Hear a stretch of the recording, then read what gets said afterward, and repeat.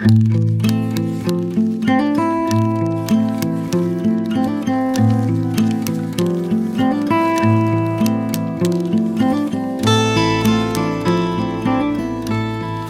imaginary friend is sometimes all we need in an unimaginable world. This is Daedalia, Chapter 5, Voices in Other Rooms. I'm Ben Wakeman. I wrote this story, narrated it, and composed the music you're hearing. You're experiencing it in the way I first imagined it, as a world, a ritual, or perhaps a dream you fall into and float out of each week. If the story of Daedalia pulls you in, you can subscribe or leave a comment on my website, catchrelease.net. That's how I know you're out there.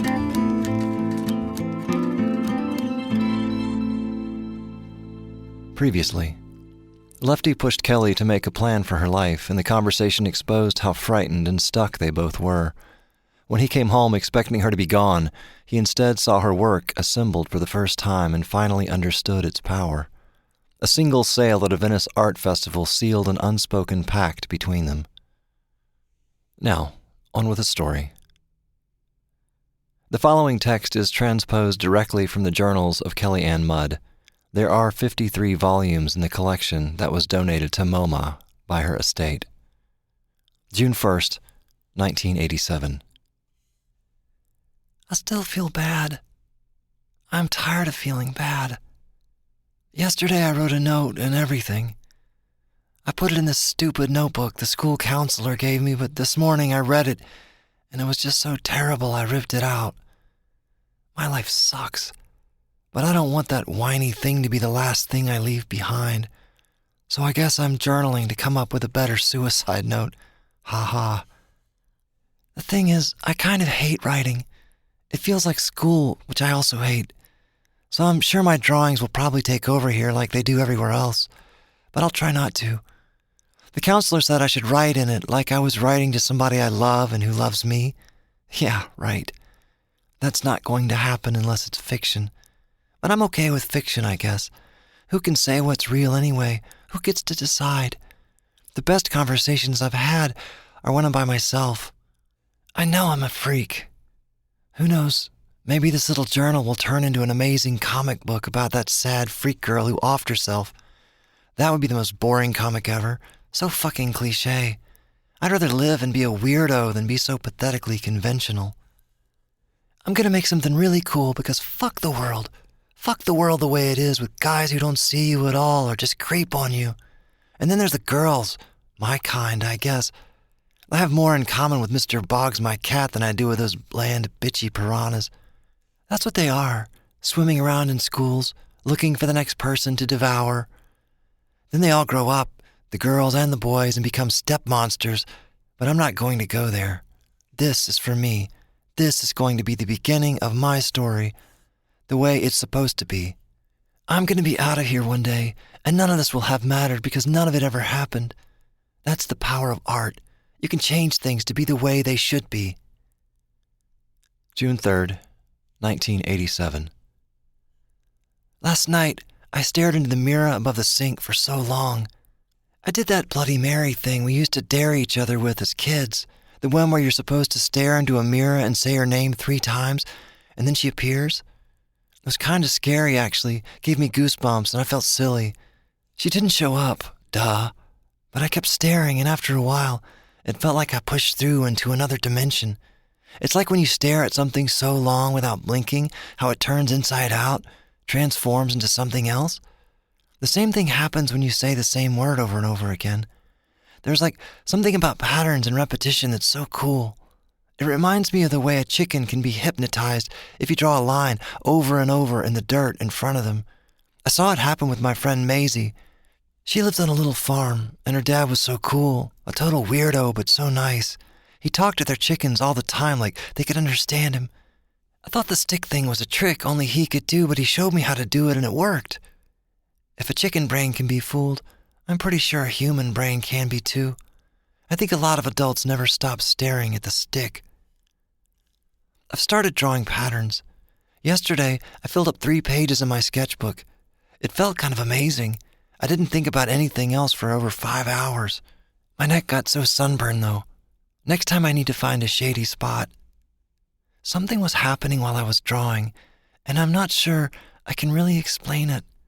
There was this feeling of opening up or pushing through or something. I can't think of a better way to describe it. Like, the more I drew, the deeper I went. The more I used what I was seeing around me and wrapped those things in the twisty patterns I was drawing, the more that opening feeling happened. It was trippy, like when you're first falling asleep, but you don't know you're falling asleep. You're thinking crazy thoughts, but they seem totally normal. Anyway, it was like that. And then I was just inside, and when I was inside, there was this really clear voice. No, that sounds fucked up, even for me.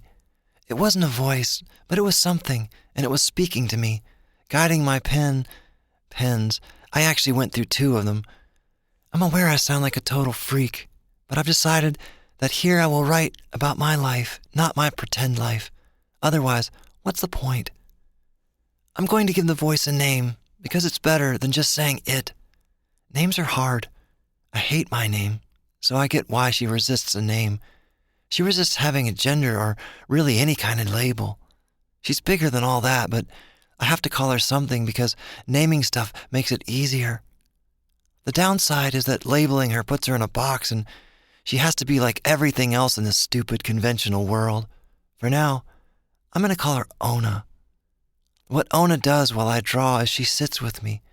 She doesn't exactly tell me what to draw and she doesn't judge. She just asks questions. Now I'm making her sound like that dude on Channel 13 with the afro who talks to the trees he's scraping out with that little knife thingy. She's cooler than that, but also kind of like that guy. If she had a voice, it would be kind of whispery like how he talks. The longer I sit and draw, the more clear her voice gets. The more I listen to her, the better I draw. It can feel strange sometimes, and I want to resist, like if I don't, she'll just take over and then it won't be me anymore deciding things. Yesterday, when I was at Beanstalk, this dude came in. He was big and gross and had shifty eyes. He sat at the table across from me and pretended to read the Highlander Rocket. Nobody reads that shit because it's mostly ads, but they're free and they're always there in that wire rack by the front door. Anyway, he was really just checking out Meg, who was working behind the counter. She's so cool and beautiful and kind. I'm glad I'm not beautiful like that. You're like a creep magnet if you are. Anyway, Ona said I should draw him, incorporate him into what I was drawing. I ignored her, but she kept nudging me, and then I said fuck it, and drew this big blob shape like to say, happy now, we just ruined this. But then she kept asking me more questions, and I started refining the blob, and he turned into a big toad with a slimy tongue, and his shifty eyes were looking at a dragonfly that landed at the center of the page where I was working on this cool labyrinth design. I just kept drawing the toad, making him more and more real and gross. I used the crosshatch shading technique Miss Barnes taught me last year. I felt this giddy kind of feeling, like this tingly surge of power, like being plugged into a socket. The big creepy fuck started shifting around on his chair like he was sitting on a grill that was heating up. Before I could finish the dragonfly, he got up and left. It was because of me and Ona. We did that. I watched Meg's face after the door closed behind him. She looked like 1,000 times more relaxed, and she didn't mess up making change for customers like she had while the eye of Sauron shitball was there gobbling her up with his shifty eyes. June 4th, 1987. What a random day, like totally random. I was almost in a movie, no big. I'm just sitting in Beanstalk doing my thing and these 2 women come in. They've been shooting this big Hollywood movie here for months and everybody in town has been talking about it forever and practically knifing each other to be in it. You should hear my mom and Captain Comeover talk about it all the time. I could give 2 shits, but they offered me $400 for just 1 day. Turns out it was a scam to get stupid local girls to be naked and play cowboys and Indians. I wasn't going to do that shit. Anyway, this rando guy gave me a ride back into town. He's not really rando, though. I know who he is. You can't live in this little buttlick of a town and not have heard of Lefty Moody. He was going to be a big deal baseball player, but now he lives with his parents. How sad is that? Total golden boy loses his crown. Anyway, he did the weirdest thing. He wanted to see my sketchbook. I don't let anyone look at it, But when he asked, I was just so surprised I couldn't think of a reason to say no. He didn't just flip through it, though. He really looked at every drawing, like he was really into it.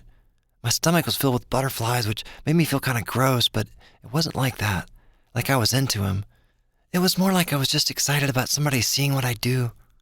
When he handed it back to me, I think he was crying, like actual tears. I've never made anybody cry. He seemed a little freaked out about it, too, because he got all like, "How about those Braves?" and practically shoved me out of his truck. So it was a weird day. But I'm serious when I say Ona is a powerful friend. None of this would have happened if she wasn't with me. All I want to do is draw, and she's got so many ideas. They're always weird and totally out there, but when I go with them, it's the most amazing feeling. I want to get a bigger sketch pad so I can spread out, give us more room to work. I hate asking Cece for money. Let's be clear, I never ask him. I ask my mom, and she asks him, and he always makes a fucking ceremony out of giving it to me. Another year, and I'll be old enough to live on my own. I know I need to get a job. It's not worth it asking him, feeling even more owned by him. I'm going to stop there. Ona says he feeds off my energy. August 21st, 1987. It's been so long since I've written in this journal, but a lot's happened. I've not been allowed any freedom at all. I'm not going to write the gory details because this is my story and I can tell it the way I want to. All I'll say is things happened. It was so bad this time and I couldn't deal. I tried to find Ona, but she was quiet. I guess it was too much for her, too. The place where they put me was worse than hell. I fought it for a while, but then I realized unless I told them what they wanted to hear, I was going to be stuck in there forever. It's better to be here in this prison of my mom and Cece than there. At least here I can draw and go out in the yard. I can avoid Cece because he avoids me now. When I do have to be around him, I just stare at him, and the longer I stare, the squirmier he gets. I think he knows I want him to die, and that just makes him more Mr. Rogers, more sickeningly sweet and helpful. My stupid mom just eats that shit up like it's pie. But it's okay, because I know I'm gonna get out. I'm gonna draw my way out of this fucking maze. It's been a couple of months since I tried to draw, and I was scared I forgot how. But today I started again, and almost immediately the pain in my gut went away. That feeling like a rusty knife is twisting in there stopped. But Ona was silent. I don't know where she's gone. Maybe she won't come back. Maybe the meds they put me on put her to sleep. I've decided I won't let them win, though. I won't let their story be my story. I will be great one day. I will have a life I love, and they won't be a part of it. I don't know why I know this, but I do. I feel it. That's where we'll leave it for now.